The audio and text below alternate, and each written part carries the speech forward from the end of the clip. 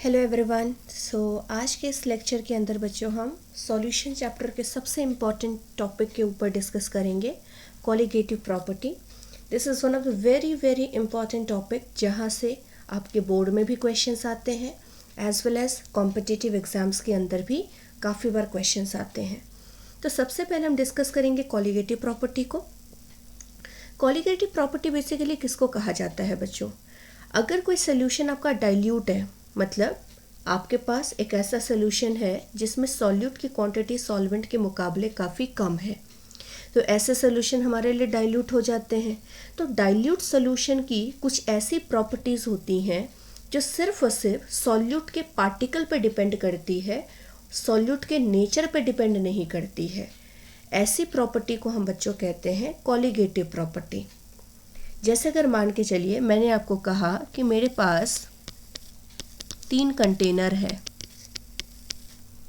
पहले वाले कंटेनर के अंदर लेट अस से मैंने आपको दिया शुगर, यहाँ पे मैंने आपको दे दिया लेट अस से शुगर के बाद मैंने यहाँ पे आपको यूरिया दे दिया और यहाँ पे मैंने आपको ग्लूकोज दे दिया। एंड मैंने आपसे कहा कि तीनों जगह पे अमाउंट ऑफ पार्टिकल या अमाउंट ऑफ सॉल्यूट सेम है। तो बच्चों अगर अमाउंट ऑफ सॉल्यूट तीनों जगह पे सेम होगा ना, तो सॉल्यूट का नेचर कैसा है उस पे आपका प्रॉपर्टी डिपेंड नहीं करेगा। तो कॉलिगेटिव प्रॉपर्टी ऐसे ही प्रॉपर्टी को कहा जाता है जो एक्चुअली में सिर्फ और सिर्फ डिपेंड करता है कि आपके पास सॉल्यूट की क्वांटिटी कितनी है। अगर क्वांटिटी बराबर है ना, तो इसका मतलब है नेचर सॉल्यूट का कुछ भी हो, प्रॉपर्टी आपका हमेशा क्या रहेगा, सेम ही रहेगा। तो हम ऐसी ही प्रॉपर्टी को बच्चों क्या कहते हैं, कॉलिगेटिव प्रॉपर्टी कहते हैं। बट 2 कंडीशन ध्यान रखना है। कॉलिगेटिव प्रॉपर्टी हम 2 ही कंडीशन में डिफाइन कर सकते हैं। सबसे पहला, एक तो सोल्यूशन आपका डाइल्यूट होना चाहिए, मतलब सॉल्यूट की क्वांटिटी सॉल्वेंट के मुकाबले काफ़ी कम होनी चाहिए। एंड दूसरी चीज़, सोल्यूशन के अंदर जो सॉल्यूट होगा वो नॉन वोलेटाइल होना चाहिए। ये ध्यान रखना है आप लोगों को कि अगर वोलेटाइल सॉल्यूट है ना, तो उसके अंदर हम कॉलिगेटिव प्रॉपर्टी को बिल्कुल भी डिफाइन नहीं कर सकते हैं। तो ये 2 मेन कंडीशन होती है, 2 मेन क्राइटेरिया होती हैं जिनको आप लोगों को ध्यान में रखना है।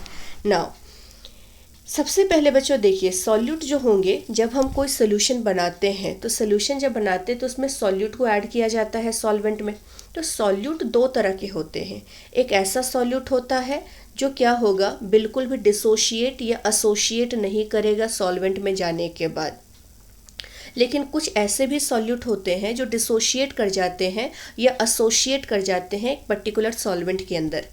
तो अगर मान के चलिए मैं आपको कहती हूँ कि मैंने एक सॉल्वेंट लिया, लेट अस से यहाँ पे मैंने वाटर ले लिया और इस वाटर के अंदर मैंने NaCl को डाल दिया, राइट। मतलब मैं सिर्फ एक ही NaCl के पार्टिकल को डाल रही हूँ।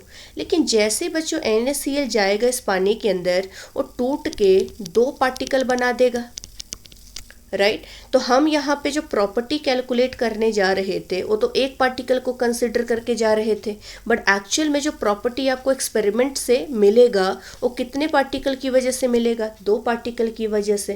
कहने का मतलब ये है कि जब ऐसे सॉल्यूट होता है ना जो पार्टिकल आपका डिसोशिएट कर सकता है या एसोसिएट कर सकता है, वैसे केस में जो हमारी एक्चुअल कॉलिगेटिव प्रॉपर्टी होती है, जो हम एक्सपेरिमेंट करके निकालते हैं और जो हम कैलकुलेट करके जो हम कॉलिगेटिव प्रॉपर्टी निकालेंगे, दोनों अलग अलग होगी।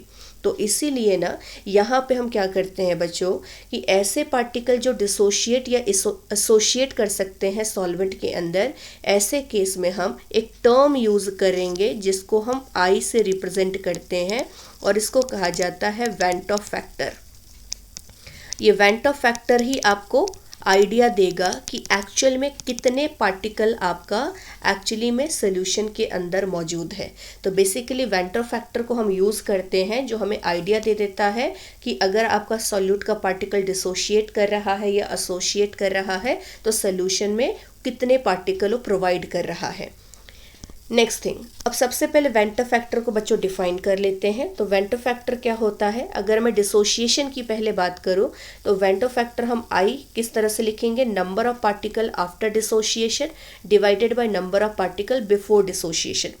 मतलब डिसोशिएशन से पहले कितने पार्टिकल है आपके पास एंड डिसोशिएशन के बाद आपके पास कितने पार्टिकल हैं, उनके अंदर हमें क्या करना है, उन्हीं की मदद से हमें आई निकालना है। तो बिफोर डिसोशिएशन कितने हमारे पास पार्टिकल था उसको डिनोमिनेटर में रखना है, और डिसोशिएशन के बाद कितने पार्टिकल आपको मिला है उसको हमें न्यूमरेटर में रखना है। वही सेम चीज़ हम एसोसिएशन वाले केस में भी लगा सकते हैं कि एसोसिएशन से पहले कितने पार्टिकल थे आपके पास एंड एसोसिएशन के बाद आपको कितने पार्टिकल मिले, उन दोनों का जो रेशियो होगा वो आपको किसका आइडिया देगा, वेंटर फैक्टर को। कैसे वेंटर फैक्टर बच्चों इन दोनों केसेस में हम निकालेंगे, डिसोशिएशन एंड एसोसिएशन के केस में। सबसे पहले उसको डिस्कस कर लेते हैं, क्योंकि बिना इसको समझे हुए हम कॉलिगेटिव प्रॉपर्टी जो डिफरेंट टाइप के पढ़ेंगे उसके क्वेश्चंस हम नहीं बना पाएंगे। तो इसीलिए सबसे पहले इन दोनों केसेस को समझना बहुत ही ज़्यादा ज़रूरी है। सबसे पहले बच्चों मैंने यहाँ पे डिसोशिएशन वाला केस लिया है। डिसोशिएशन में क्या होता है, एक पार्टिकल एक से ज़्यादा पार्टिकल में टूट जाता है। जैसे अगर मैंने KCl की बात की बच्चों, तो KCl क्या होगा, जैसे वो पानी में जाता है K प्लस एंड Cl- में टूट जाता है। अगर मैं AgNO3 को डाल दूं तो AgNO3 भी क्या होगा, Ag प्लस और NO3- में टूट जाएगा। इसी तरह से कोई भी अगर मैं सॉल्यूट लेती हूँ, सपोज सॉल्वेंट में जाने के बाद टूट चुका है, तो मैंने इन जनरल किस तरह का सॉल्यूट ले लिया है, AN टाइप का, ठीक है। तो AN टाइप के सॉल्यूट को लेटस से मैंने सॉल्वेंट में डाल दिया। सॉल्वेंट में जाते ही क्या करेगा बच्चों, लेटस से ये सॉल्यूट आपका डिसोशिएट होके N number of particle provide कर रहा है। ये हमारा जनरल इक्वेशन है। नाउ AN पार्टिकल बच्चों क्या कर रहा है, AN मॉलिक्यूल जो आपका है वो डिसोशिएट होके N number of A particle बना रहा है। Let's say T equal to 0 time पे हमने इस सॉल्यूट के पार्टिकल का मोल A लिया है। ये यहाँ पे क्या है, मोल को इंडिकेट कर रहा है। So what is the mole of AN at T equal to 0 time, small a है। और product let us assume that उस टाइम पे कुछ भी नहीं बना है। मतलब स्टार्टिंग में हमें जो रिएक्टेंट है उसका मोल दिया है A, बट प्रोडक्ट हमने वहाँ पे कंसिडर किया है कि T इक्वल टू 0 टाइम पे प्रोडक्ट हमारे पास नहीं है, उसको 0 मान लिया। नाउ जब बच्चों यहाँ पे जैसे जैसे टाइम बीतता जाएगा, जो AN के मॉलिक्यूल है वो टूटते जाएंगे, और टूटने के बाद वो किस में कन्वर्ट होते जाएंगे, A के एटम के अंदर कन्वर्ट होते जाएंगे। तो लेट अस से till equilibrium point is reached, A में से X मोल आपका कंज्यूम हो गया। तो सिंस बच्चों अगर आप इसके स्टोइकियोमेट्रिक कोफिशिएंट को देखोगे तो AN का 1 मोल जब डिसोशिएट करेगा तो A के कितने मोल बना रहा है, N मोल। मतलब यहाँ पे रेशियो किस रेशियो में होगा, रिएक्शन 1:N रेशियो में। तो इसका मतलब ये है कि अगर मैं A में से X मोल कंज्यूम कराती हूँ तो A का यहाँ कितना मोल बनेगा, NX मोल बनेगा। अगर सपोज ये N2 होता, तो अगर ये N2 होता बच्चों, तो ये इक्वेशन आपका कुछ ऐसा होता, A2 give rise to 2A, right. तो अगर हमारे पास A मोल हमारे पास T इक्वल टू 0 टाइम पे है, तो A यहाँ पे इनिशियली है, ये 0, A में से अगर X लेते तो ये कितना हो जाता, 2X। अगर ये A2 के जगह पे लेटस ये A3 होता, मतलब N की जगह पे अगर मैं 3 ले लूँ तो ये टूटने के बाद ये क्या बना देता, 3 टाइम्स ऑफ A बना देता। तो A यहाँ पे हमारा क्या है, इनिशियल मोल है T इक्वल टू 0 टाइम पे, प्रोडक्ट के 0 हैं, तो till equilibrium point is reached, A में से क्या होगा, कुछ मोल आपके कंज्यूम हो जाएंगे, और जितना भी कंज्यूम होगा वही आपका प्रोडक्ट बना देगा। बट आप देख सकते हैं कि 1 मोल ऑफ A3 के कंजप्शन से 3 मोल A बन रहा है। तो अगर X मोल कंज्यूम हुआ है तो A कितना बनेगा, 3X। तो वही लॉजिक के साथ अगर हम यहाँ पे आ जाएं तो A में से अगर X कंज्यूम हो रहा है तो यहाँ पे प्रोडक्ट के अंदर कितना मोल बनेगा, N इंटू X मोल बनेगा। अब बच्चों मैंने यहाँ पे क्या किया, ये जो आपने X लिखा है ना, उसको मैंने अल्फा से रिप्लेस कर दी है। अल्फा यहाँ पे क्या है, डिग्री ऑफ डिसोशिएशन को इंडिकेट करता है। एंड डिग्री ऑफ डिसोशिएशन का मतलब बच्चों क्या होता है, degree of dissociation is equal to the ratio of कि कितना मोल आपका कंज्यूम हो चुका है आउट ऑफ कितना मोल आपने इनिशियली लिया था।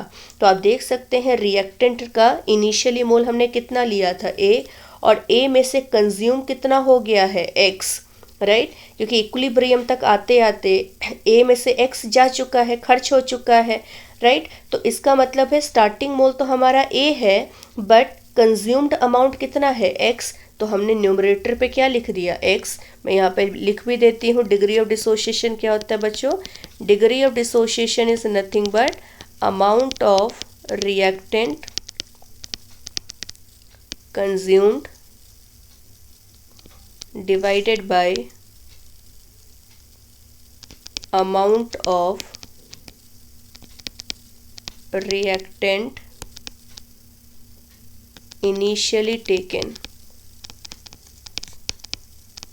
तो आप देखिए इनिशियली अमाउंट हमने A लिया है और उसमें से कंज्यूम कितना हो गया है X, तो alpha will be equal to X by A हो जाएगा। तो यहाँ से फाइनली X हमें कितना मिलेगा बच्चों, हमें यहाँ से X मिलेगा A इंटू अल्फा। अगर ये X की वैल्यू मैं इस इक्वेशन में जाके सब्सटीट्यूट कर दूँ तो A माइनस X के जगह पे A अल्फा और N इंटू X के जगह पे A अल्फा हो जाएगा। तो I यहाँ पे क्या है बच्चों, I यहाँ पे वेंटो फैक्टर है। और देखिए यहाँ पे हमने क्या लिखा था, I को सबसे पहले हम डिसोसिएशन की बात कर रहे हैं तो हम I को क्या लिखेंगे, I equal to number of particle after dissociation divided by number of particle before dissociation. तो ध्यान दीजिए आफ्टर डिसोसिएशन मतलब कि डिसोसिएशन होने के बाद कितने पार्टिकल हैं। तो आप देखिए जो रिएक्टेंट है उसका इतना पार्टिकल बचा हुआ है और जो प्रोडक्ट बना है उसका इतना पार्टिकल बना हुआ है। तो हमारे पास कितने पार्टिकल हैं आफ्टर डिसोसिएशन, इतना रिएक्टेंट का और इतना प्रोडक्ट का, दोनों का सम ले लीजिए। और अगर बिफोर डिसोसिएशन की बात करें बच्चों तो इसका मतलब T इक्वल टू 0 की बात हो रही है। तो बिफोर डिसोसिएशन रिएक्टेंट का मोल तो A था लेकिन प्रोडक्ट का मोल था 0। तो हमें क्या करना है, सम ऑफ all the component या sum of all the product as well as reactant after the dissociation divided by sum of all the reactant and product before dissociation। तो जितने भी reactant और product बचे हुए हैं यहाँ पे रिएक्शन के इक्विलिब्रियम आने के बाद उसको क्या करो, उन सभी के सम को आप न्यूमरेटर में लिख दो और जो भी हमारा T इक्वल टू 0 टाइम पे बचा हुआ है, T इक्वल टू 0 टाइम पे जो हमने लिया था उन दोनों के सम को क्या करो यहाँ पे डिनोमिनेटर में लिख दो। तो I यहाँ पे कितना हो जाएगा बच्चों, देखो यहाँ से A हमारा कॉमन हो जाएगा। अगर आप A को कॉमन ले लोगे तो A को कॉमन लेने के बाद क्या मिलेगा, 1 माइनस अल्फ़ा, और यहाँ भी A हमारा कॉमन है n alpha divided by A। अब यहाँ पे देखिए यहाँ न्यूमरेटर के अंदर से A हम अगर कॉमन ले लेंगे तो नीचे वाला A क्या होगा, यहाँ के ऊपर वाले A से कैंसिल हो जाएगा। तो फाइनली I हमें कितना मिलेगा, 1 minus alpha plus n alpha. What I have done is जितने भी अल्फ़ा के टर्म्स हैं उनको एक तरफ लिख दिया। मैं इस इक्वेशन को किस तरह से लिख सकती हूँ, देखिए I equal to 1 minus alpha plus n alpha, right. तो I इक्वल टू 1 माइनस, यहाँ से अल्फ़ा हमारा क्या है बच्चों, दोनों में कॉमन है। तो मैं यहाँ पे क्या लिखूँगी, अल्फ़ा उसके बाद 1 माइनस n हो जाएगा क्योंकि n अल्फ़ा जो है और अल्फ़ा जो है इन दोनों के बीच में अल्फ़ा आपका कॉमन है। तो अल्फ़ा के कॉमन लेते ही कितना हो जाएगा, 1 माइनस n हो जाएगा। तो यहाँ से फाइनली अल्फ़ा कितना आएगा बच्चों, I minus 1 divided by n minus 1 आ जाएगा। तो ये आपको ध्यान में रखना है कि alpha equal to I minus 1 by n minus 1, जहाँ पे n की वैल्यू अब आप लोगों को ध्यान में रखनी है। मैंने तो वैसे आप लोगों को डेरिवेशन करवा दिया है बट एग्ज़ाम के लिए बच्चों आप लोगों को ये वैल्यू याद रखनी है क्योंकि डायरेक्टली इसकी एप्लीकेशंस काफ़ी जगह पे कॉलिगेटिव प्रॉपर्टी के जो क्वेश्चंस आते हैं वहाँ पे दिया जाता है। अल्फ़ा क्या है, अल्फ़ा यहाँ पे डिग्री ऑफ डिसोसिएशन होगा। I यहाँ पे क्या है, वेंटो फैक्टर को इंडिकेट कर रहा है। और N यहाँ पे क्या है बच्चों, N यहाँ पे इंडिकेट कर रहा है कि पार्टिकल आपका डिसोशिएट करके कितने पार्टिकल बनाएगा।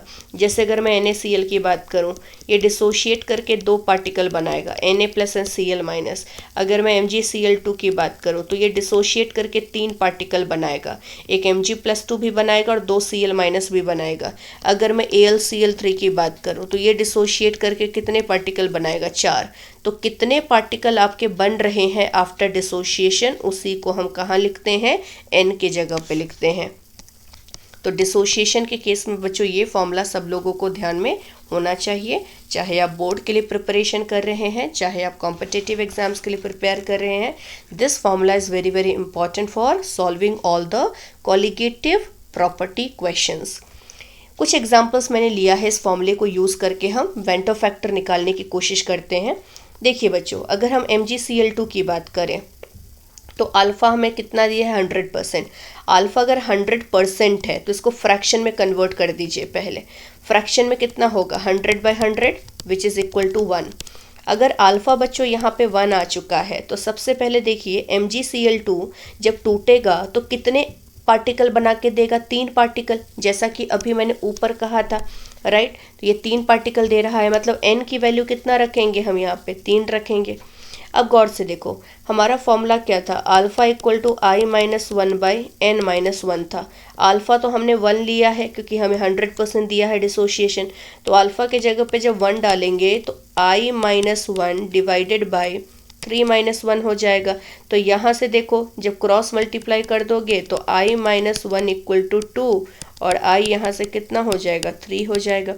तो एक चीज़ ध्यान रखना बच्चों, अगर कभी भी किसी इलेक्ट्रोलाइट का अल्फ़ा 100% दिया है तो आपको ये फॉर्मूला भी लगाने की ज़रूरत नहीं है। डायरेक्टली आप क्या करो, उसमें कितने पार्टिकल है उसको देख लो, जितने पार्टिकल होगा उतना ही वेंटो फैक्टर होगा। मतलब I हमेशा ऐसे केस में क्या होगा, n के बराबर ही होगा, जो कि हम देख सकते हैं। एक और बात, अगर सपोज आपको कोई इलेक्ट्रोलाइट दिया है और उसका अल्फ़ा आपको नहीं दिया है तो आपको बाय डिफ़ॉल्ट ये मान के चलना पड़ेगा क्वेश्चन को सॉल्व करने के लिए, ये इलेक्ट्रोलाइट आपका 100% डिसोशिएट कर चुका है। मतलब ऐसे केस में आपको अल्फ़ा को 1 लेना है, मतलब 100% लेना है। क्वेश्चन नंबर 2 की बात कर लेते हैं। एल्यूमिनियम सल्फेट है बच्चों जिसका अल्फ़ा कितना है, 80% है। सबसे पहले देखिए I यहाँ पे कितना होगा, अल्फ़ा इक्वल टू कितना होगा, I-1/n-1। सबसे पहले Al2SO4 होल थ्राइस है, कितने पार्टिकल ये बना के देगा, 5।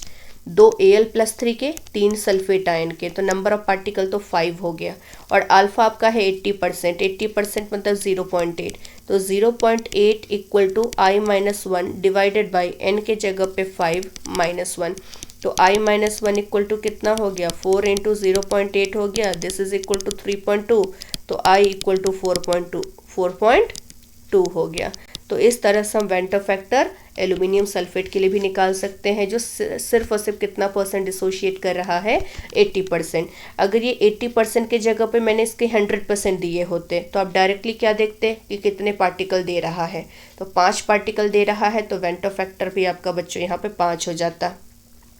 लेकिन सिंस 80% ही डिसोशिएट कर रहा है तो पार्टिकल हमेशा 5 से कम ही आएगा।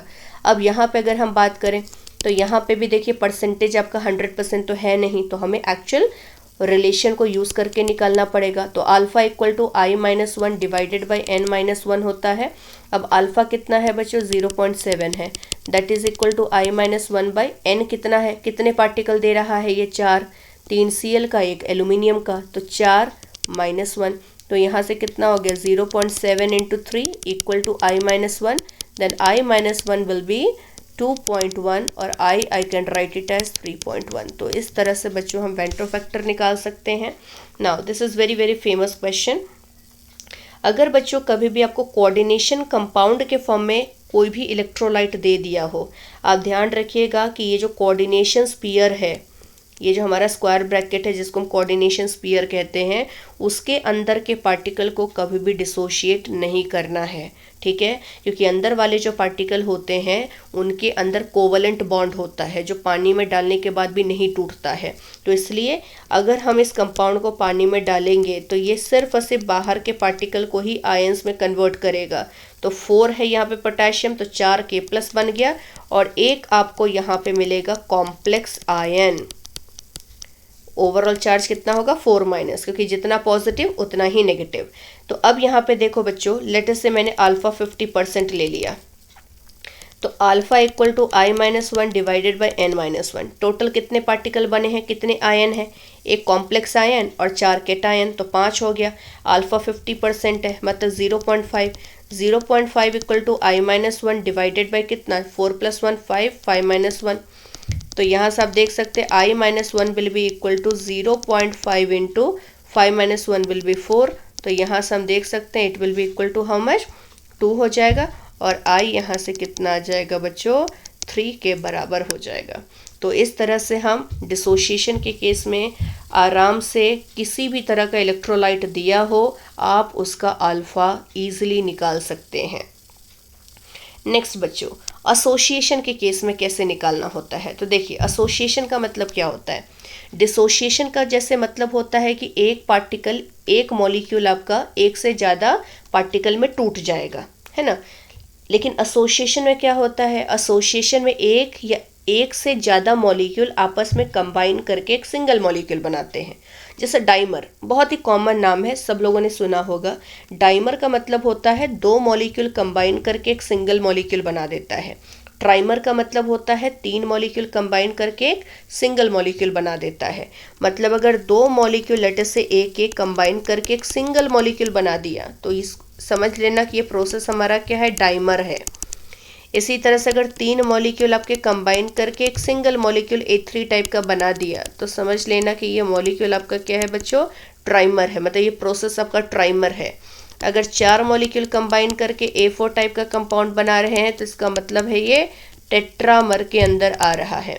ठीक है, तो इस तरह से एसोसिएशन होता है, एक से ज़्यादा पार्टिकल आपस में कंबाइन करते हैं और कंबाइन करके क्या करते हैं बच्चों, एक सिंगल मॉलिक्यूल का फॉर्मेशन करते हैं। तो मैंने यहाँ पे इन जनरल लिया है, जैसे मैंने डिसोशिएशन के केस में भी जो डेरिवेशन किया था वो इन जनरल किया था, तो हम एसोसिएशन के लिए भी इन जनरल ही यहाँ पे डेराइव करेंगे। तो मैंने क्या लिया बच्चों, n number of A particle combine together to form a single molecule of AN type, exactly in this way. Now t equal to 0 time पे what I have taken, reactant के मोल मैंने A ले लिए, ये सारे moles को indicate कर रहे हैं बच्चों, और प्रोडक्ट के मोल मैंने 0 ले लिए। जैसे रिएक्शन आपका इक्विलिब्रियम पॉइंट पे आएगा, इक्विलिब्रियम पॉइंट तक आते आते इसके मोल खर्च होंगे, मतलब रिएक्टेंट के मोल कंज्यूम होंगे, तभी तो जाके प्रोडक्ट के मोल बनेंगे। तो मान लेते हैं कि जो हमारा रिएक्टेंट है उसमें से x मोल आपका कंज्यूम हो गया। बट गौर से देखिए यहाँ पे बच्चों, ये जो रिएक्शन हो किस रेशियो में हो रहा है, n:1 रेशियो में। n:1 रेशियो में मतलब अगर A के n मोल अगर कंज्यूम होंगे तो AN के कितने मोल बनेंगे, बस 1 मोल बनेंगे। तो अगर A मोल के साथ मैं रिएक्शन को स्टार्ट की हूँ, तो till equilibrium point is reached, A में से कितना मोल आपका खर्च हो जाएगा, NX मोल खर्च हो जाएगा। और यहाँ पे AN के कितने मोल बनेंगे, 1 × X, मतलब X मोल आपका बनेगा। तो अब यहाँ पे देखिए हमने क्या किया, हमने यहाँ पे अल्फ़ा के टर्म्स में x को रिप्लेस कर दिया है, और यहाँ पे अल्फ़ा जो है उसको मैं कह रही हूँ डिग्री ऑफ एसोसिएशन। अब डिग्री ऑफ एसोसिएशन क्या होता है बच्चों, it is similar two degree of dissociation. Degree of dissociation क्या होता है आप लोगों का, आउट ऑफ जितना मोल आपने लिया था रिएक्टेंट का, उसमें से कितना मोल आपका डिसोशिएट कर गया, कितना मोल आपका खर्च हो चुका है डिसोशिएशन करवाने के लिए। यहाँ पे क्या होगा, डिसोशिएशन के जगह पे बस एसोसिएशन वाला टर्म यूज़ कर लेंगे। मतलब जितना मोल हमने लिया था स्टार्टिंग में, कितना लिया था, A मोल, और उसमें से कितना मोल आपका खर्च हो गया है बच्चों, NX मोल आपका खर्च हो गया है ना। तो alpha will be equal to NX/A हो जाएगा, और यहाँ से फाइनली हमें NX की वैल्यू किसके बराबर मिल जाएगी, A अल्फ़ा के बराबर। तो NX equal to A alpha हमें मिल गया। तो फाइनली मैंने क्या किया, देखिए NX के जगह पे A अल्फ़ा डाल दिया, और यहाँ से X कितना मिलेगा, X will be equal to A अल्फ़ा/N। तो A अल्फ़ा/N मैंने X के जगह पे रिप्लेस कर दी। तो आई होप सब लोगों को यहाँ तक समझ में आ गया होगा। नाउ अगर हम बच्चों वेंटो फैक्टर की बात करें, तो वेंटो फैक्टर क्या होता है, total number of particle after association divided by total number of particle before association. तो बिफोर एसोसिएशन मतलब t इक्वल टू 0 टाइम की बात कर रहा है। तो t इक्वल टू 0 टाइम पे रिएक्टेंट का तो A मोल है, बट प्रोडक्ट का 0 है। तो A + 0 हमारा क्या है, बिफोर डिसोशिएशन। आफ्टर डिसोशिएशन देखिए रिएक्टेंट के इतने पार्टिकल बचे हैं और प्रोडक्ट के इतने पार्टिकल बने हैं, तो इन दोनों का सम ले लीजिए। जैसे ही हम इन दोनों का सम न्यूमरेटर में और a और 0 का सम डिनोमिनेटर में डालेंगे, आप देख सकते हैं बच्चों a यहाँ सभी टर्म्स के अंदर a आपका कॉमन है। सो टेक a आउट, और जैसे ही a को हम बाहर निकाल देंगे, हमारा इक्वेशन क्या बन जाएगा, 1 minus alpha plus alpha by n divided by 1, क्योंकि a और a आपके क्या होंगे, कैंसिल हो जाएंगे। उसके बाद जैसे ही आप इस इक्वेशन को रीअरेंज करेंगे, क्योंकि इक्वेशन क्या आ चुका है, i equal to 1 minus alpha plus alpha by n, right. तो अब यहाँ पे बच्चों हम क्या करेंगे, देखिए ये जो हमारा i है that is equal to 1 plus alpha by n minus alpha लिख सकते हैं, मतलब मैंने इस नेगेटिव वाले टर्म को यहाँ भेज दिया है। अब यहाँ पे देखो क्या करेंगे बच्चों, i माइनस 1, ये नेगेटिव साइन, ये जो हमारा प्लस 1 है ये यहाँ आ जाएगा, तो i minus 1 equal to alpha by n minus alpha हो जाएगा। तो i minus 1 is equal to alpha हमारा कॉमन है, कॉमन होने के बाद 1 बाई n माइनस 1 आ जाएगा। तो फाइनली यहाँ से अल्फ़ा कितना आ गया, i minus 1 divided by 1 by n minus 1 हो जाएगा। तो इस तरह से हम वेंट ऑफ फैक्टर का रिलेशन अल्फ़ा के साथ इन केस ऑफ एसोसिएशन भी लगा सकते हैं। जहाँ पे n क्या इंडिकेट कर रहा है, अब आपको यहाँ पे ध्यान रखना है। पिछले केस में n क्या इंडिकेट कर रहा था बच्चों, पिछले केस में n आपका इंडिकेट कर रहा था number of particle after dissociation, मतलब डिसोशिएट करने के बाद कितने पार्टिकल आपके बनते हैं, वो आपका अल्फ़ा इंडिकेट कर रहा, सॉरी n आपका इंडिकेट कर रहा था। और वहाँ पे अल्फ़ा क्या था, that was degree of dissociation. But in this case बच्चों यहाँ पे n क्या इंडिकेट कर रहा है, n आपका इंडिकेट कर रहा है कि पार्टिकल कितने अमाउंट में कंबाइन कर रहा है। अगर डाइमर बनाएगा तो 2 मॉलिक्यूल कंबाइन करेगा, ट्राइमर बनाएगा तो 3 मॉलिक्यूल कंबाइन करेगा, टेट्रामर बनाएगा तो टेट्रामर के लिए 4 मॉलिक्यूल कंबाइन करेंगे, अगर हेक्सामर बनाएगा तो 6 मॉलिक्यूल कंबाइन करेंगे। तो डिपेंडिंग अपॉन आपको क्वेश्चन में कितने मॉलिक्यूल क्या दिया है, टेट्रामर दिया है, हेक्सामर दिया है, डाइमर दिया है, ट्राइमर दिया है, उसी के बेसिस पे n आपका डिसाइड होगा। अगर आपको बोला है कि डाइमर बनेगा तो डाइमर के लिए n आप क्या रखोगे, 2। अगर आपको कहा है कि ट्राइमर बन रहा है तो n इक्वल टू 3 होगा। अगर आपको बोला जा रहा है कि टेट्रामर बन रहा है तो n इक्वल टू 4 होगा। अगर पेंटामर है तो 5 होगा, और इसी तरह से हेक्सामर है तो 6 होगा। तो इस तरह से बच्चों डिपेंडिंग अपॉन कितने पार्टिकल आपस में एसोसिएट कर रहे हैं, उसी के बेसिस पे हम n की वैल्यू डिसाइड करते हैं। क्वेश्चन किस तरह से आता है हमारे एग्जाम में, उसकी बात मैंने यहाँ पे की है। सबसे पहले लेटेस्ट से बच्चों मैंने क्वेश्चन लिया है कि एसिटिक एसिड डाइमराइज हो रहा है 70%, हमें इसका वेंट ऑफ फैक्टर निकालना है। तो जैसे ही डाइमराइज बोल दिया, इसका मतलब ये कौन सा केस है, ये केस है एसोसिएशन वाला। और एसोसिएशन के केस में हम अल्फ़ा कैसे निकालते हैं, alpha equal to i minus 1 divided by 1 by n minus 1। अब यहाँ पे n क्या इंडिकेट कर रहा है बच्चों, सिंस डाइमर बना रहा है तो डाइमर के लिए n कितना रखना है, 2। तो यहाँ देखो alpha equal to i minus 1 divided by 1 by n minus 1, alpha के जगह पे मैंने कितना लिख दिया, 0.7, क्योंकि ये 70% है, equal to i minus 1 divided by 1 by 2 minus 1, 2 इसलिए क्योंकि यहाँ पे डाइमर बन रहा है। जब इसको आप सॉल्व करेंगे बच्चों तो सॉल्व करने से यहाँ से i कितना मिलेगा, 0.65 मिलेगा। इसी तरह से सेकंड क्वेश्चन देखिए क्या कहा है कि लेटस से एक सॉल्यूट A है जो टेट्रामराइज कर रहा है, और टेट्रामराइज कितना परसेंट कर रहा है, 60% कर रहा है। तो अल्फ़ा के जगह पे तो आप कितना रख दोगे बच्चों, अल्फ़ा के जगह पे आप 60% रख दोगे। तो यहाँ पे लेटर से मैंने 60% मतलब 0.6 लिख दिया, 0.6 that equal to i minus 1 divided by 1 by n के जगह पे कितना लिखोगे, टेट्रामर मतलब 1 बाई 4 हो जाएगा माइनस 1। जब आप इसको सॉल्व करोगे तो सॉल्व करने से फाइनली हमें यहाँ पे i मिलेगा, और i की वैल्यू हमें मिलेगा 0.55। नाउ एक कंक्लूजन है जो हम यहाँ पे दोनों ही केसेस से निकालेंगे। गौर से देखिए, जितने भी क्वेश्चन मैंने एसोसिएशन वाले सॉल्व किए, उनका जो वेंट ऑफ फैक्टर आपको मिल रहा है वो 1 से कम है। उनका जो वेंट ऑफ फैक्टर है वो एक्चुअली में 1 से क्या है, कम है। ऊपर में 0.65 मिला, यहाँ 0.55 मिला। आप किसी भी तरह का एसोसिएशन करवा लीजिए, कोई भी केस अगर आपको एसोसिएशन का दे दिया जाए बच्चों, वहाँ पे वेंट ऑफ फैक्टर हमेशा 1 से कम ही मिलेगा, जो कि मैं यहाँ पे प्रूफ कर चुकी हूँ। इसी तरह से एसोसिएशन वाले केस को गौर से देखिए। अगर मैं MgCl2 वाले फर्स्ट क्वेश्चन की बात करूं तो यहाँ पे I हमें कितना मिला था, वेंट ऑफ फैक्टर हमें 3 मिला था।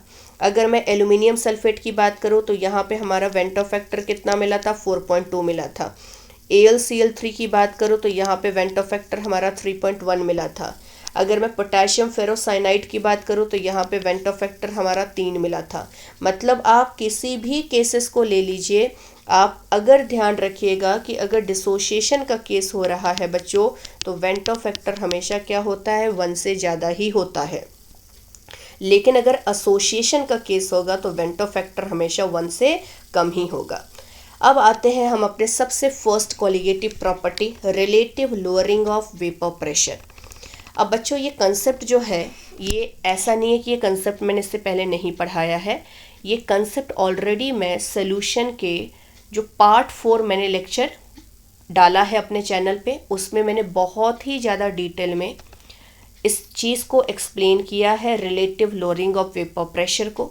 और ये सब कुछ मैंने बताया है कि सॉल्यूट अगर नॉन वोलेटाइल है, और अगर नॉन वोलेटाइल सॉल्यूट को किसी भी सॉल्वेंट में आप डालते हो, ठीक है, किसी वोलेटाइल सॉल्वेंट में जब डालते हो और सोल्यूशन बनाते हो, तो सोल्यूशन का जो वेपर प्रेशर होता है वो प्योर सॉल्वेंट के वेपर प्रेशर के कंपैरेटिवली कम होता है।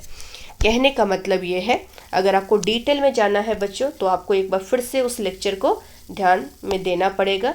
जिन बच्चों ने अभी तक नहीं रेफ़र किया है, एक बार सबसे पहले आप पार्ट 4 सोल्यूशन का रेफ़र कीजिए, बिकॉज़ उसके अंदर मैंने बहुत ही ज़्यादा डिटेल में सब कुछ यहाँ पे एक्सप्लेन किया है कि किस तरह से किसी भी सॉल्वेंट के अंदर सॉल्यूट के पार्टिकल को रखने से उसका वेपर प्रेशर कम हो जाता है। ठीक है, मतलब सॉल्यूशन का वेपर प्रेशर हमेशा प्योर सॉल्वेंट के वेपर प्रेशर से कम होता है। और क्यों होता है, ये सारा चीज़ मैंने बहुत ही ज़्यादा सिंपल तरीके से डिटेल में समझाया है। तो यहाँ पे बच्चों, यहाँ देखिए, relative lowering of vapour pressure का मतलब क्या है, मैं आपको एक एग्जांपल के थ्रू पहले समझाती हूँ। जैसे इमेजिन करो मेरे पास एक कंटेनर है जिसमें प्योर सॉल्वेंट है। इमेजिन कीजिए वाटर ही रखा है, ठीक है, प्योर वाटर है। फिर आपने क्या किया, इस वाटर के अंदर यूरिया को डाल दिया, और यूरिया को डाल के आपने एक सोल्यूशन बना दिया। अब सिंस यूरिया क्या है बच्चों, यूरिया एक नॉन वोलेटाइल है, this is a non volatile solute, इसके वेपर बिल्कुल भी नहीं बनेंगे। तो क्या होगा बच्चों, अगर मैं सिर्फ पानी वाले कंटेनर को देखूं, जहाँ पे सिर्फ पानी रखा है, तो सरफेस पे सिर्फ और सिर्फ क्या है बच्चों, सरफेस पे सिर्फ और सिर्फ वाटर के मॉलिक्यूल हैं। और ये वाटर जो होता है वो क्या होता है, वोलेटाइल नेचर का होता है। तो सिंस सरफेस पे सभी मॉलिक्यूल के पास क्या है, एस्केपिंग टेंडेंसी, मतलब सभी पार्टिकल यहाँ वेपर बना सकते हैं। लेकिन अगर मैं सोल्यूशन की बात करूँ बच्चों, तो सोल्यूशन के अंदर अब क्या होगा, सॉल्वेंट का पार्टिकल तो होगा ही, बट सॉल्वेंट के पार्टिकल के साथ साथ अब कुछ सॉल्यूट के पार्टिकल भी तो आ जाएंगे। सॉल्यूट के पार्टिकल भी तो सरफेस पे ऑक्यूपाइड रहेगा। तो अगर बच्चों मैं आपको कहूँ कि वाटर के अंदर और सोल्यूशन के अंदर अगर कंपैरिजन करो, तो कहाँ पे आपको ज़्यादा पार्टिकल मिलेगा जो वेपर बना रहा है, प्योर सॉल्वेंट। तो इसीलिए अगर प्योर सॉल्वेंट में ज़्यादा वेपर बन रहा है तो वहाँ पे वेपर प्रेशर भी तो ज़्यादा होगा। और प्योर सॉल्वेंट का वेपर प्रेशर को मैं P0 से इंडिकेट करूँगी, और सोल्यूशन के वेपर प्रेशर को मैं PS से इंडिकेट करूँगी। ठीक है, तो ये जो हमारा P0 और PS है बच्चों, इन दोनों में डिफरेंस होता है। जैसा कि अभी मैंने कहा कि जो प्योर वेपर प्रेशर है वो ज़्यादा इसलिए होगा क्योंकि वहाँ पे सभी मॉलिक्यूल वेपर बना सकते हैं, बट सोल्यूशन में जो सॉल्यूट वाला पार्टिकल है वो तो वेपर बनाएगा नहीं। तो यहाँ पे नंबर ऑफ मॉलिक्यूल सोल्यूशन के सरफेस पे कम हो चुके हैं जो वेपर बना सकते थे। लेकिन अगर प्योर सॉल्वेंट की बात करें तो इसके सरफेस पे सभी मॉलिक्यूल वेपर बनाएंगे। इसीलिए ये जो हमारा वाटर है, जहाँ पे प्योर वाटर रखा है, वहाँ पे वेपर प्रेशर ज़्यादा है और सोल्यूशन का वेपर प्रेशर कम है। सपोज़ मैंने कहा कि वेपर प्रेशर ऑफ वाटर जो है प्योर सॉल्वेंट मान के चलो इसको मैंने कह दिया 200 टॉर है, ठीक है, और मैंने कहा कि यूरिया के डालते ही सोल्यूशन का वेपर प्रेशर लेट अस से रिड्यूस होके 190 टॉर हो चुका है। तो आप देखिए यहाँ पे इन दोनों के बीच में क्या है, दोनों के बीच में डिफरेंस आ चुका है। पहले वाले केस में क्या था, प्योर वाटर था, और दूसरे वाले केस में क्या है, वाटर आपका सोल्यूशन के अंदर मौजूद है, मतलब उसके अंदर यूरिया भी आपके पास प्रेजेंट है, यूरिया प्लस वाटर। तो यूरिया प्लस वाटर वाला जो सोल्यूशन होगा बच्चों, उसका वेपर प्रेशर प्योर सॉल्वेंट के वेपर प्रेशर से हमेशा कम ही आएगा। तो जो डिफरेंस है ना यहाँ पे 200 एंड 190 टॉर के बीच में, कितने का डिफरेंस है, 10 टॉर का डिफरेंस है। ये डिफरेंस आपको क्या कहता है, इसी डिफरेंस को हम कहते हैं lowering of vapour pressure. This is nothing but lowering of vapour pressure. मतलब नॉन वोलेटाइल सॉल्यूट के ऐड करते ही जो हमारा प्योर सॉल्वेंट होता है उसका वेपर प्रेशर डिक्रीज हो जाता है, ठीक है। और क्यों डिक्रीज होता है, क्योंकि सॉल्यूशन जब बनाते हैं और जब नॉन वोलेटाइल सॉल्यूट को ऐड करते हैं तो नॉन वोलेटाइल सॉल्यूट के पास एस्केपिंग टेंडेंसी नहीं होती है, वो वेपर नहीं बना सकता है। इसीलिए सिंस सॉल्यूशन के सरफेस पे सॉल्वेंट के पार्टिकल के साथ साथ कुछ सॉल्यूट के भी पार्टिकल आ चुके हैं, और सिंस सॉल्यूट का पार्टिकल वेपर नहीं बना पा रहा है, तो सिर्फ और सिर्फ यहाँ पे हम देखेंगे कि सॉल्वेंट के पार्टिकल ही हैं जो वेपर बना सकते हैं। तो प्योर सॉल्वेंट के कंपैरेटिवली सोल्यूशन के सरफेस पे नंबर ऑफ सॉल्वेंट मॉलिक्यूल कम है, तो इसलिए वेपर कम बनेगा, वेपर कम बनेगा तो सोल्यूशन में वेपर प्रेशर भी कम डेवलप होगा। तो ये आप लोगों को यहाँ पे ध्यान रखना है। तो ये जो बच्चों हमने P0 माइनस PS निकाला, P0 किसको कहते हैं, प्योर वेपर प्रेशर को, विच इज़ 200 टॉर, और PS क्या है हमारा सोल्यूशन का वेपर प्रेशर, जिसको हम PS से इंडिकेट करते हैं। तो वाटर का प्योर वेपर प्रेशर P0 हो गया और यहाँ पे सोल्यूशन का वेपर प्रेशर PS हो गया। तो आप देख सकते हैं P0 माइनस PS के बीच में एक डिफरेंस है, कितने का, 10 टॉर का डिफरेंस है। तो ये जो डिफरेंस है बच्चों, ये जो P0 माइनस PS है, इसको हम कहते हैं lowering of vapour pressure. But अगर आप इस लोअरिंग ऑफ वेपर प्रेशर को डिवाइड कर देते हो P0 के साथ, तो ये जो हमारा P0 माइनस PS होता है, इसी को कहा जाता है relative lowering of vapour pressure. And this is very very important बच्चों, relative lowering of vapour pressure. और एक्चुअल में relative lowering of vapour pressure किसके बराबर होता है, ये आपका बराबर होता है बच्चों, यहाँ पे आपको ध्यान रखना है, ये आपका बराबर होता है P0 minus PS divided by P0 XB के बराबर होता है। और ये चीज़ मैं ऑलरेडी प्रूव कर चुकी हूँ सोल्यूशन के पार्ट 4 में, इसी चैप्टर के पार्ट 4 लेक्चर में आप जाइएगा, वहाँ पे आप लोगों को मिल जाएगा, ये पूरा डेरिवेशन मैंने वहाँ पे करवाया है। तो ये जो हमारा P0 minus PS by P0 equal to XB है बच्चों, ये ध्यान रखना बस इतना है कि हमारा जो relative lowering of vapour pressure है ये XB के बराबर है। XB यहाँ पे क्या इंडिकेट कर रहा है बच्चों, XB is indicating mole fraction of solute, mole fraction of solute.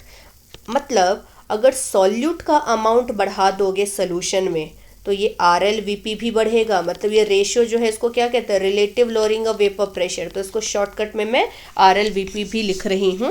तो आप देखिए जैसे जैसे XB बढ़ेगा, मतलब अगर मान के चलिए आपने जो सोल्यूशन बनाया है उसमें जैसे जैसे आप सॉल्यूट का अमाउंट बढ़ाओगे, सॉल्यूट का मोल बढ़ाओगे, तो उसके मोल बढ़ेंगे तो उसके मोल फ्रैक्शन भी बढ़ेंगे, और जैसे जैसे उसका मोल फ्रैक्शन बढ़ेगा P0 minus PS by P0 का रेशियो भी बढ़ेगा। मतलब RLVP बच्चों क्या है, यहाँ पे सॉल्यूट के अमाउंट पे डिपेंड कर रहा है। अमाउंट बढ़ाओगे RLVP की वैल्यू बढ़ेगी, अमाउंट घटाओगे सॉल्यूट का RLVP की वैल्यू भी कम हो जाएगी। तो कहने का मतलब है कि ये जो हमारा क्वांटिटी है ये एक्चुअली में सॉल्यूट के अमाउंट पे डिपेंड करती है, और ऐसे जितनी भी क्वांटिटी हैं जो सॉल्यूट के अमाउंट पे डिपेंड करती हैं वही हमारे क्या होते हैं बच्चों, सोल्यूशन की प्रॉपर्टी को कॉलिगेटिव प्रॉपर्टी कहा जाता है। मतलब सोल्यूशन का ये एक ऐसा प्रॉपर्टी है P0 minus PS by P0 जो किसके ऊपर डिपेंड करेगा, सॉल्यूट के अमाउंट पे डिपेंड कर रहा है। And that is the reason बच्चों P0 minus PS by P0 हमारा क्या है, एक यहाँ पे कॉलिगेटिव प्रॉपर्टी के रूप में आएगा। बट एक चीज़ ध्यान रखना, P naught minus P S by P naught हमारा बच्चों क्या है, ये एक कॉलिगेटिव प्रॉपर्टी है। But P naught minus P S is not a colligative property, because P naught minus P S किसके बराबर हो जाएगा, P naught into X B के बराबर। जहाँ पे पी नॉट क्या है बच्चों, पी नॉट है हमारा क्या, यहाँ पे प्योर सॉल्वेंट का वेपर प्रेशर। तो अगर मान के चलिए मैंने क्या किया, दो सोल्यूशन बनाए, दोनों जगह पे सॉल्वेंट का नेचर बदल दिया, यहाँ पे वाटर रख दिया और यहाँ पे मान के चलिए डाई इथाइल ईथर रख दिया। ओके, अब यहाँ पे लेटेस्ट से मैंने सॉल्यूट का क्वांटिटी दोनों जगह पे सेम रखा है, क्वांटिटी मैंने सेम रख दिया है सॉल्यूट का। तो अगर क्वांटिटी मैंने दोनों जगह पे सॉल्यूट का सेम रख दिया है, मतलब एक्स भी हमारा तो सेम हो गया। लेकिन बच्चों अगर वाटर और ईथर की बात करें, डाईइथाइल ईथर की बात करें, तो दोनों के वेपर प्रेशर में काफ़ी ज़्यादा डिफरेंस है, जो कि मैंने आप लोगों को लेक्चर नंबर 2 में बताया था। क्योंकि वेपर प्रेशर किसका कितना ज़्यादा होगा, किसका कितना कम होगा, वो डिपेंड करता है इंटरमोलिकुलर फोर्स ऑफ अट्रैक्शन के बीच में, उसके ऊपर डिपेंड करेगा। तो सिंस वाटर का और ईथर के अंदर जो इंटरमोलिकुलर फोर्स हैं वो अलग अलग हैं, तो पी नॉट की वैल्यू भी अलग अलग होगी। और अगर पी नॉट की वैल्यू अलग अलग है बेटा, तो P naught minus P S भी तो अलग अलग होगा। मतलब P naught minus P S बेटा सिर्फ अमाउंट पे ही डिपेंड नहीं कर रहा है, रेदर ये डिपेंड कर रहा है कि आपका प्योर वेपर प्रेशर सॉल्वेंट का कितना है। सॉल्वेंट का नेचर बदल दोगे तो ऑटोमेटिकली पी नॉट की वैल्यू भी बदल जाएगी। मतलब P naught minus P S indirectly क्या कर रहा है, सॉल्वेंट के नेचर पे भी डिपेंड कर रहा है।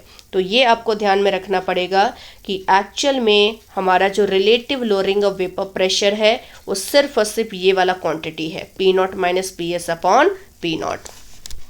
नेक्स्ट थिंग, अगर हम डाइल्यूट सोल्यूशन की बात करें बच्चों, जो कि ऑलरेडी मैं आप लोगों से कर चुकी हूँ, डाइल्यूट सोल्यूशन के लिए क्या होता है, मतलब जैसा कि हमने ऊपर कहा कि जो हमारे कॉलिगेटिव प्रॉपर्टी है they are defined only in case of dilute solution. और डाइल्यूट सोल्यूशन का मतलब क्या है कि जो सॉल्यूट की क्वांटिटी होगी वो सॉल्वेंट के मुकाबले काफ़ी ज़्यादा कम होगी। तो इसका क्लियर मतलब है कि इस एक्सप्रेशन को मैं इस टर्म्स में रिड्यूस कर सकती हूँ। कैसे, आप देख सकते हैं यहाँ पे हम क्या कर सकते हैं, जैसे मान के चलिए ये हमारा इक्वेशन क्या है, P naught minus P S divided by P naught equal to X B.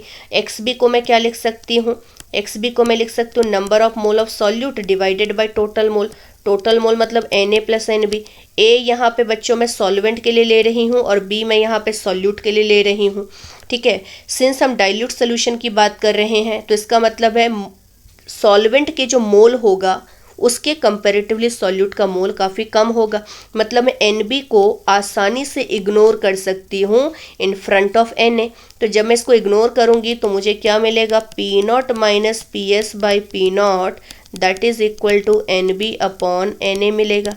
और एन बी को मैं क्या लिख सकती हूँ, N B is nothing but number of mole of solute which will be written as given mass of solute by molar mass of solute, मतलब W B by M B. आप देख सकते हैं एन बी को मैंने replace कर दिया W B by M B से और एन ए को रिप्लेस कर दिया W A by M A से। क्यों, क्योंकि डब्ल्यू बी हमारा क्या है बच्चों, गिवन मास ऑफ सॉल्यूट है और डब्ल्यू ए क्या है, गिवन मास ऑफ सॉल्वेंट है।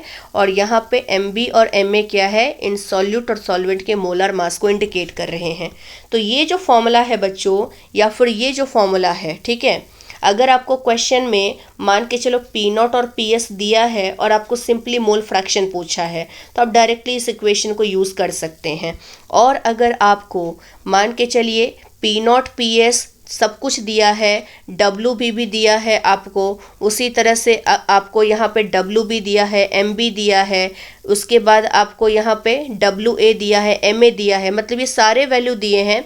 बट मान के चलिए आपको एम बी निकालना है, मतलब ये सारे वैल्यू दिए हैं, W B, W A, M A, उसके बाद पी नॉट, पी एस, ये सब कुछ अगर आपको दिया है क्वेश्चन में, आपको बहुत बार पूछा जाएगा what is the molar mass of solute. तो ये डायरेक्ट क्वेश्चंस आते हैं बच्चों, just you need to apply the formula.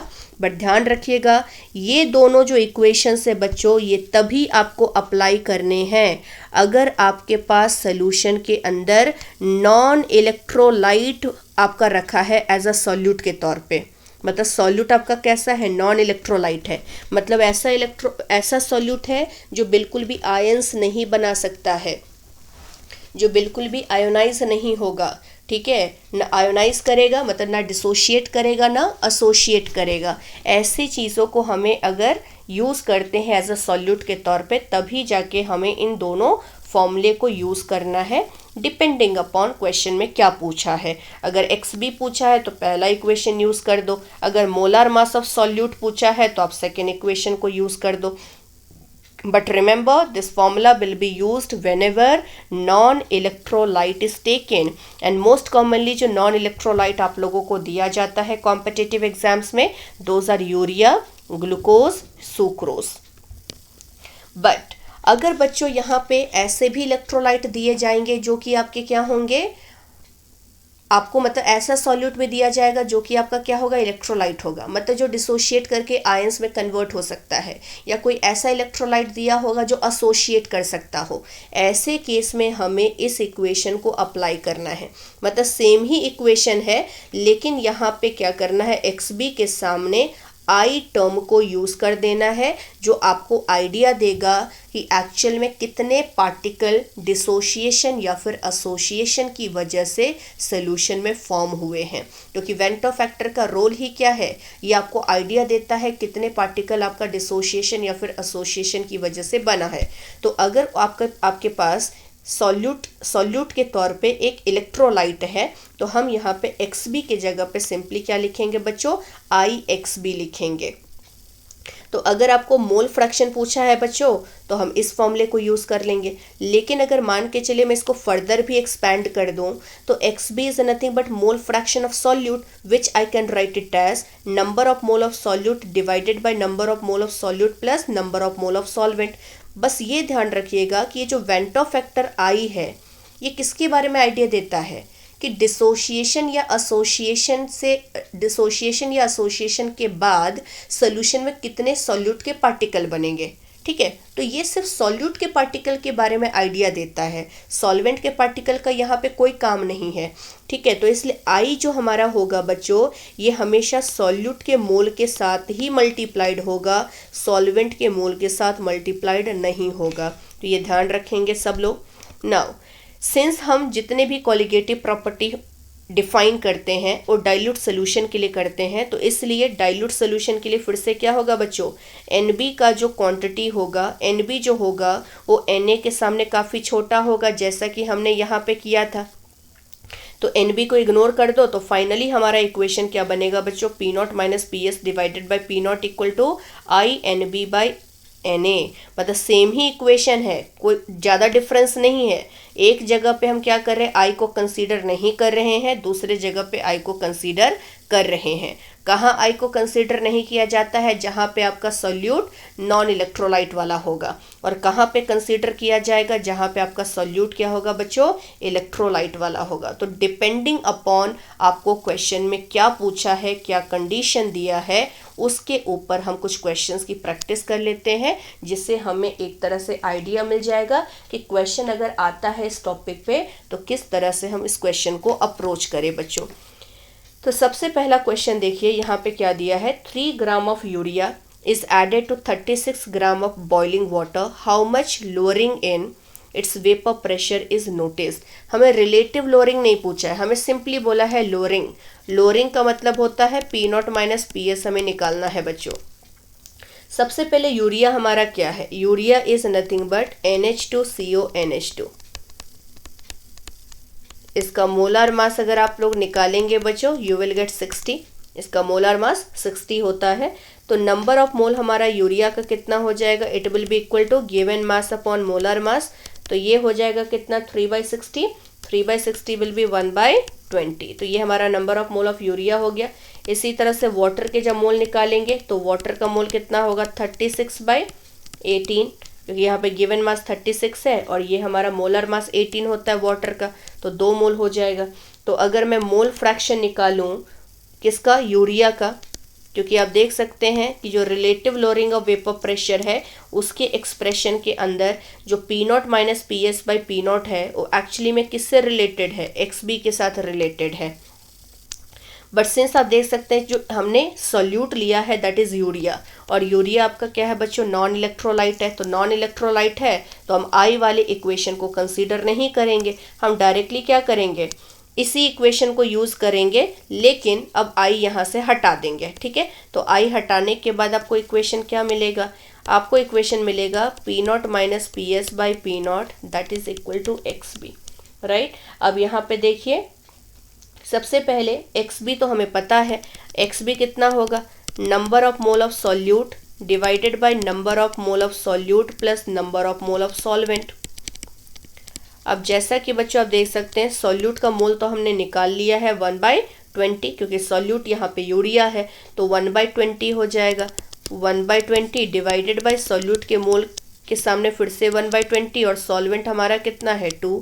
जब इसको आप सॉल्व करेंगे बच्चों, ये सॉल्व करने से आपको मिलेगा 5/205।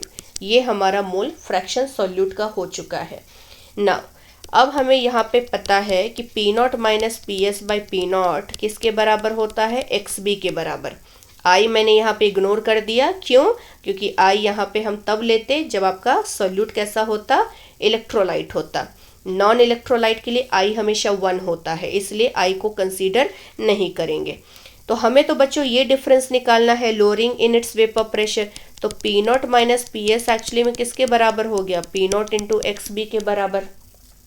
अब एक चीज़ ध्यान दीजिए, ये जो पूरा हमने सोल्यूशन बनाया है ये बॉइलिंग वाटर पे बनाया, मतलब बॉइलिंग वाटर को हमने कंसिडर किया है।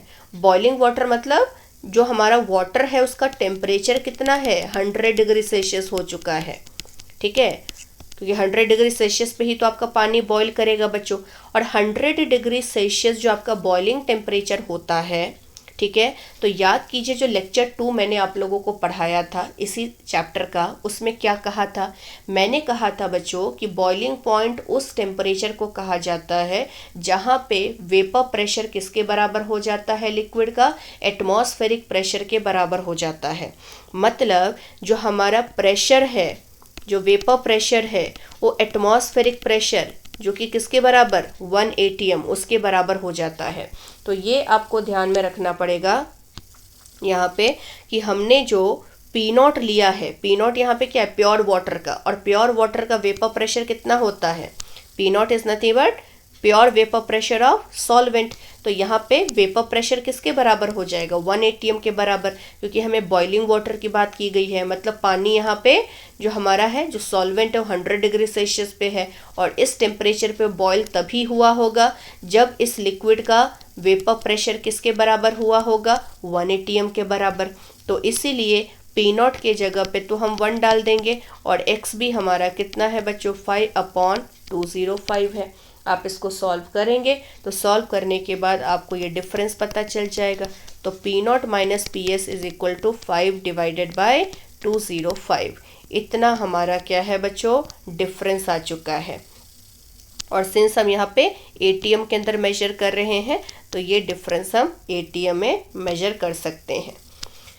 क्वेश्चन नंबर 2 देखिए क्या दिया है। क्वेश्चन नंबर 2 में दिया है the vapour pressure of methanol is 1 atm। ठीक है, और सिंस यहाँ पे देख सकते हैं ये सोल्यूशन कुछ भी नहीं बोला है, ये सिंपली एक सॉल्वेंट है। एक मिथेनॉल क्या है, लिक्विड के फॉर्म में एग्जिस्ट करता है। तो जो मिथेनॉल है बेटा उसका वेपर प्रेशर आपको दिया है 1 atm। तो सिंस एक ही कंपोनेंट है यहाँ पे, इसका मतलब ये जो 1 atm है ये इसका प्योर वेपर प्रेशर होगा पी नॉट। तो पी नॉट ऑफ मिथेनॉल कितना दिया है, 1 atm। उसके बाद बोला है by adding a small amount of solute the vapour pressure of the solution is found to be. अब सोल्यूशन मतलब पीएस, और यहाँ पे पीएस कितना दिया है, 684 mm। बट ध्यान रखिएगा बेटा दोनों जगह पे यूनिट आपकी सेम होनी चाहिए। तो हमें पता है कि 760 mm जो होता है वो 1 atm के बराबर होता है।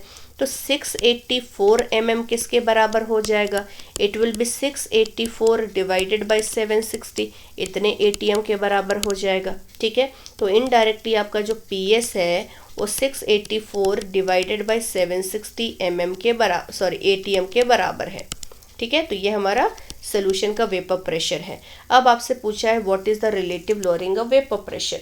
तो relative lowering of vapour pressure मतलब RLVP निकालना है, और RLVP किसके बराबर होता है, P naught minus P S by P not के बराबर। तो पी नॉट तो हमें पता ही है 1, पी एस भी हम निकाल चुके हैं 684 divided by 760 divided by P not कितना है 1। जब आप इसको सॉल्व करेंगे तो कितना आएगा 760 माइनस 684 डिवाइडेड बाई 760। आप इसको सॉल्व जब बच्चों करेंगे तो आपको ये कितना मिलेगा, इट विल बी 1 माइनस 0.9। ये जो हमारा 684 डिवाइडेड बाई 760 है, ये रेशियो आपका अप्रॉक्सीमेटली 0.9 के आसपास आएगा। तो 1 माइनस 0.9 हमारा कितना होगा बच्चों 0.1। तो RLVP आपका कितना है बच्चों 0.1 है। क्वेश्चन नंबर 3 देखिए। क्वेश्चन नंबर 3 में क्या दिया है, the vapour pressure of water at 23 degree Celsius is this. अब वाटर बोला है बच्चों तो ये तो सॉल्वेंट है, तो इसका मतलब इनडायरेक्टली ये जो हमारा ये जो वेपर प्रेशर दिया है वो किसका दिया है, प्योर सॉल्वेंट का, जिसको मैं पी नॉट से इंडिकेट करूँगी। तो P naught of water is 19.8 mm। उसके बाद बोला है 0.1 mole of glucose is dissolved in 178.2 gram of water. तो ग्लूकोज जो है यहाँ पे क्या है बच्चों, नॉन इलेक्ट्रोलाइट है, ये डिसोशिएट या एसोशिएट नहीं करेगा। और इसके मोल ऑलरेडी दे दिए गए हैं हमें वाटर के मोल बताने हैं। तो वाटर का मोल कितना होगा 178.2 divided by molar mass is 18। तो 178.2 डिवाइडेड बाई 18 अगर आप यहाँ पे करेंगे तो आपको यहाँ पे मोल कितना मिलेगा, it will be around 9.9 mole. ये हमारा वाटर का मोल आ चुका है, this is equal to 9.9 mole. Now अब यहाँ पे बच्चों देखो हमें निकालना क्या है, what is the vapour pressure of the resultant solution. P naught तो दिया है, हमें पी एस निकालना है, डायरेक्ट फॉर्मूला है हमारे पास। और सिंस यहाँ पे ग्लूकोज क्या है बच्चों, नॉन इलेक्ट्रोलाइट है, तो यहाँ पे हम क्या लिखेंगे, P naught minus P S divided by P naught is equal to X B. अगर ये इलेक्ट्रोलाइट होता तो आई एक्स बी लिख देते। चलिए अब एक्स बी को मैं क्या लिख सकती हूँ, N B divided by N B plus N A लिख सकते हैं हम लोग। अब पी नॉट के जगह पे कितना डालेंगे बच्चों, तो पी नॉट हमारा क्या है, pure vapour pressure which is 19.8 minus P S divided by P naught हमारा यहाँ पे फिर से कितना होगा 19.8 and that is equal to N B यहाँ पे क्या है, सॉल्यूट का मोल, सॉल्यूट यहाँ पे 0.1 है डिवाइडेड बाई 0.1 प्लस 0.1 प्लस 9.9। तो इसको जब सॉल्व करेंगे तो 0.1 डिवाइडेड बाई ये 10 हो जाएगा, मतलब दिस इज इक्वल टू 1/100 हो गया। जब इसको आप सॉल्व करोगे बच्चों तो ये कितना आएगा, देखिए 19.8 minus P S is equal to 19.8 by 100। और इसको जब सॉल्व किया हमने तो 19.8 minus P S is equal to 0.198। तो यहाँ से पी एस फाइनली कितना आएगा 19.8 माइनस 0.198। जब आप इसको सॉल्व अगर फाइनली करेंगे अप्रॉक्सीमेटली आप देख सकते हैं, इसको मैं क्या लिख सकती हूँ, देखिए 19.8 माइनस 0.198 को मैं अप्रॉक्सीमेटली 0.2 ले सकती हूँ। और 0.2 जब माइनस करेंगे तो ये आंसर आपका आसपास किसके आएगा, 19.6 के आसपास आएगा। और सिंस यहाँ पे देखिए प्योर सॉल्वेंट का जो वेपर प्रेशर है बच्चों वो mm में मेजर किया गया है, तो सोल्यूशन का भी वेपर प्रेशर हम mm के अंदर ही मेजर कर देते हैं। नेक्स्ट क्वेश्चन देखिए यहाँ पे क्या दिया है, the relative lowering of vapour pressure of equimolar solution.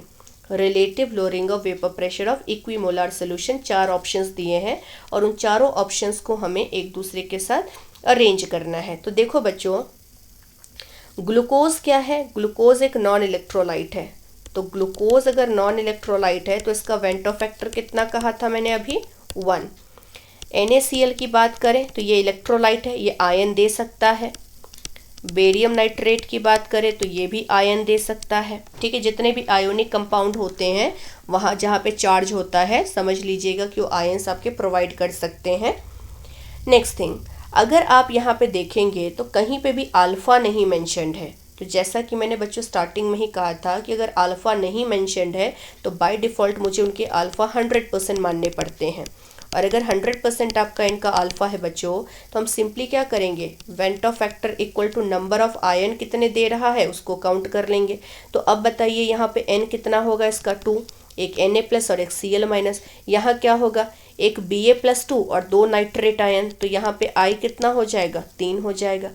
अब RLVP हमारा क्या है बच्चों, अभी देखिए क्या कहा था मैंने इन टर्म्स ऑफ I क्या होता है, P0 minus PS/P0 is actually equal to I into XB, यही हमारा होता है इक्वेशन। तो फाइनली आप देख सकते हैं कि अगर I आप बढ़ाओगे, अगर वेंटो फैक्टर बढ़ेगा तो ये क्वांटिटी भी तो बढ़ेगी, मतलब RLVP भी बढ़ेगी। तो जिसका I ज़्यादा होगा उसका RLVP ज़्यादा होगा। तो सबसे ज़्यादा RLVP किसका होगा बच्चों, बेरियम नाइट्रेट का, फिर NaCl का एंड देन ग्लूकोज का। तो कौन सा ऑप्शन होगा यहाँ पे, थर्ड ऑप्शन। नेक्स्ट क्वेश्चन पे आ जाते हैं। तो नेक्स्ट क्वेश्चन देखिए क्या कहा है, the vapour pressure of a solution having 2 gram of a solute. एक हमारे पास वेपर प्रेशर है किसी सोल्यूशन का हैविंग 2 ग्राम ऑफ सोल्यूट, जिसका ग्राम एटॉमिक मास आपका 32 ग्राम पर ml दिया है, और उसको हमने कार्बन डाइसल्फाइड जिसका 100 ग्राम मास दिया है और जिसका वेपर प्रेशर 854 टॉर दिया है, is 849.9 torr. The molecular formula of the solute is. अगर यहाँ पे बच्चों अगर ध्यान से देखेंगे तो यहाँ पे आप एक चीज़ नोटिस कर सकते हैं, जो ऑप्शंस दिया है वो सारे ऑप्शंस x के टर्म्स में है और x के एटम्स वेरी कर रहे हैं। पहले के पास 1 है, दूसरे के पास 2 है, थर्ड के पास 4 है, फोर्थ के पास 8 है। तो बेसिकली हमसे पूछा क्या है, एटॉमिसिटी के बारे में हमसे पूछा है। तो गौर से देखिए बच्चों, सबसे पहले हमने क्या किया है, इस क्वेश्चन का मतलब पहले समझ लेते हैं। हमारे पास क्या है बच्चों, कार्बन डाइसल्फाइड है, ठीक है, और कार्बन डाइसल्फाइड का मास दिया है 100 ग्राम, ये 100 ग्राम दे दिया है।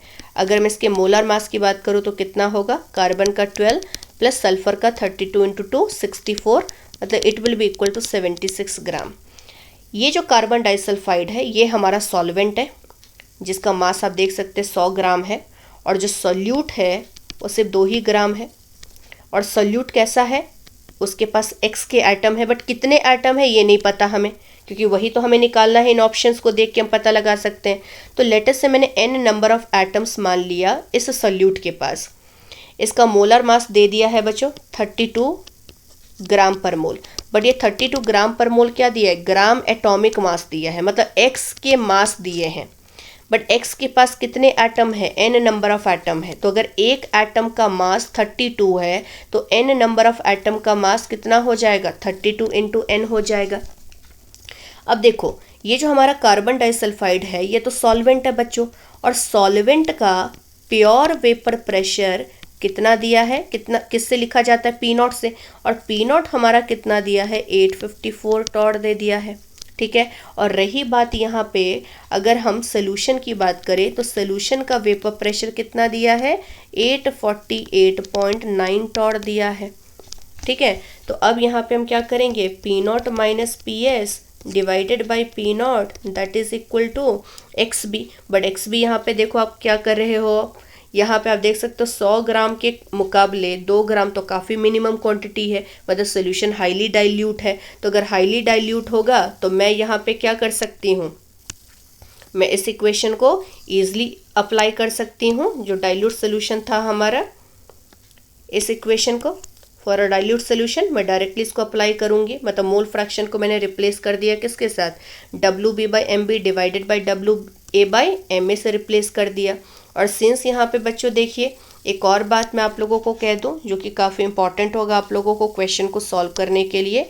अगर कभी भी मेंशन नहीं किया जाता है कि आपका जो सोल्यूट है वो इलेक्ट्रोलाइट है या नॉन इलेक्ट्रोलाइट है, तो आप हमेशा उसको नॉन इलेक्ट्रोलाइट ही कंसीडर करेंगे, क्योंकि अगर इलेक्ट्रोलाइट होता है तो आपको उसका अल्फ़ा दिया जाएगा, या फिर आपको देख के पता चल जाएगा कि वो गिवन आपका जो सोल्यूट है वो इलेक्ट्रोलाइट है। लेकिन जब नहीं कुछ मेंशन किया जाता है ना सोल्यूट के नेचर के ऊपर, तो समझ लीजिएगा कि वो नॉन इलेक्ट्रोलाइट की ही बात कर रहा है, क्योंकि कॉलिगेटिव प्रॉपर्टीज़ मोस्ट कॉमनली आपको जो दिए जाते हैं उसमें आपका क्या होता है, नॉन इलेक्ट्रोलाइट बहुत बार केस में आपको दिया जाएगा, बहुत ज़्यादा केस में आपको नॉन इलेक्ट्रोलाइट ही दिया जाता है। तो जब तक ना मेंशन किया जाए क्वेश्चन में तब तक आप उसको नॉन इलेक्ट्रोलाइट ही कंसिडर करके चलना, मतलब वहाँ पे वेंटो फैक्टर को कैलकुलेट मत करना। तो P0 माइनस PS/P0 किसके बराबर हो गया, this is equal to WB/MB into MA/WA। अब सारे वैल्यू पुट कर देते हैं। पी नॉट हमारा कितना दिया है 854 minus 848.9 divided by 854 equal to W B कितना है, डब्ल्यू बी मतलब अमाउंट ऑफ सॉल्यूट। तो सॉल्यूट का मास हमने 2 ग्राम डिसॉल्व किया है। मोलर मास कितना होगा, एटॉमिक मास दिया है 32, मतलब एक एटम का मास है 32, तो एन नंबर ऑफ एटम का मास कितना होगा 32 इंटू एन हो जाएगा, मल्टीप्लाइड बाय डब्ल्यू ए मतलब सॉल्वेंट का मास। सॉल्वेंट का मास कितना है 100 और सॉल्वेंट का मोलर मास कितना निकाला हमने अभी 76। अगर बच्चों आप इसको सॉल्व करोगे तो यहाँ देखिए 854 माइनस 848.9 ये डिफरेंस आप निकाल पाएंगे। उसके बाद इसको डिवाइड जब करेंगे 854 के साथ, राइट साइड आप देख सकते हैं ये सारी वैल्यूज़ जो हैं यहाँ पे वो हम आसानी से निकाल सकते हैं। ठीक है, मतलब ये कितना हो जाएगा, ये हो जाएगा 50। उसके बाद ये भी हमारा कैंसिल हो जाएगा, ये हम 2 से कैंसिल कर सकते हैं, दिस विल बी 16 और ये हो जाएगा कितना 2 3 और यहाँ पे ये 8। इसी तरह से ये फर्दर भी 2 से कैंसिल हो जाएगा, 2 से होगा तो ये 2 8 सा और ये हो जाएगा 19।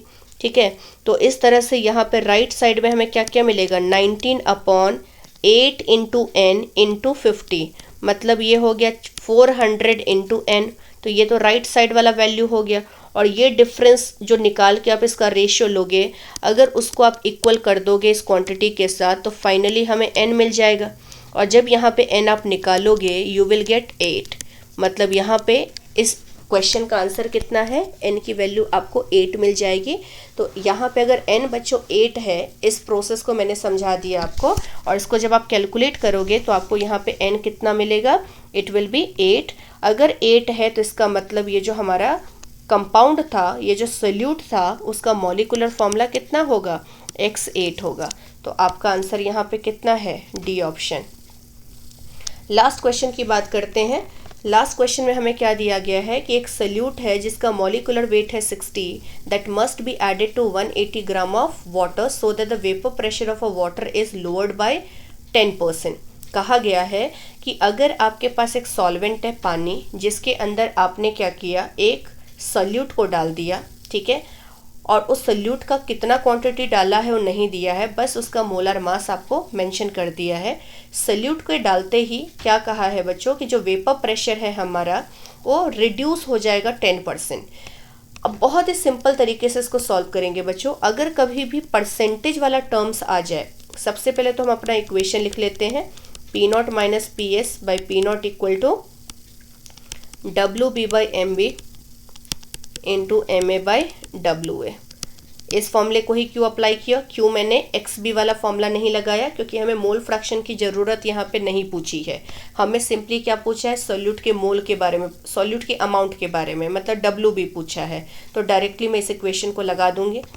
अब देखो, अगर कभी भी परसेंट से रिलेटेड क्वेश्चन आए ना, हमेशा पी नॉट को 100 मान लेना, मतलब इनिशियल हमारा पी नॉट क्या हो जाएगा, 100 हो जाएगा।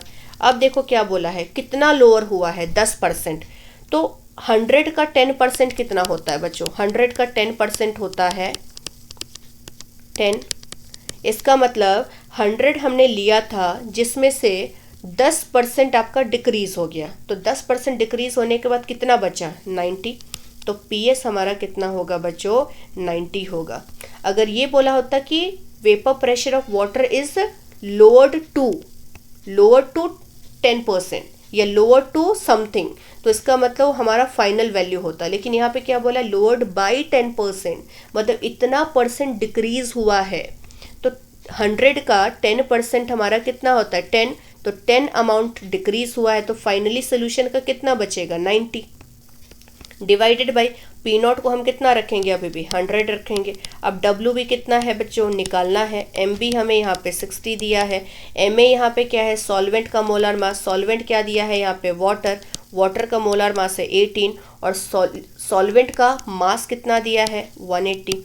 जब इसको सॉल्व करोगे तो ये आ जाएगा लेफ्ट साइड में 10/100 और ये आ जाएगा W B divided by 60 into 10 हो जाएगा।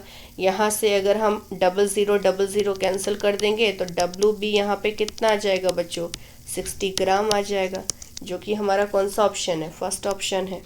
तो इस तरह से बच्चों हम कॉलिगेटिव प्रॉपर्टी के फर्स्ट पार्ट को हम डिस्कस कर चुके हैं, जिसमें हमने relative lowering of vapour pressure से कितने तरह के क्वेश्चंस आप लोगों के कॉम्पिटिटिव एग्जाम्स में या फिर बोर्ड में आते हैं उनके बारे में मैंने डिस्कस किया है। तो आई होप आप लोगों को ये वीडियो बहुत ही अच्छे से समझ में आ जाएगा। बट उससे पहले आई वुड सजेस्ट कि जितने भी इससे पहले वाले प्रीवियस वीडियोस बनाए हैं उनको एक बार ज़रूर रेफ़र करें, क्योंकि उनको रेफ़र करने के बाद ही आपको आगे के सारे टॉपिक अच्छे से समझ में आएंगे। सो अगर आप लोगों को वीडियो पसंद आ रहा है तो प्लीज़ इस चैनल को सब्सक्राइब कीजिए एंड वीडियोज़ को लाइक एंड शेयर कीजिए। Thank you very much.